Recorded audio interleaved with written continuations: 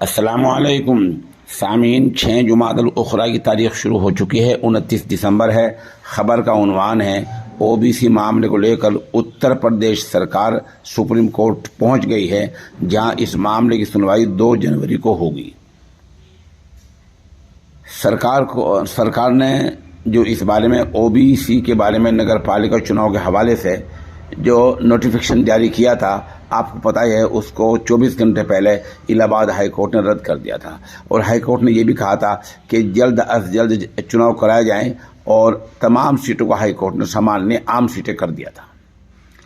इसी high court के फैसले के खिलाफ यूपी सरकार सुप्रीम कोर्ट पहुंच गई है और इस फैसले को चुनौती दी है, और जहां स्पेशल दर्जे में दरखास्त दी है, जिसकी सुनवाई 2 जनवरी को होनी है। दूसरी तरफ उत्तर प्रदेश सरकार ने एक कमीशन भी तश्कील दिया है।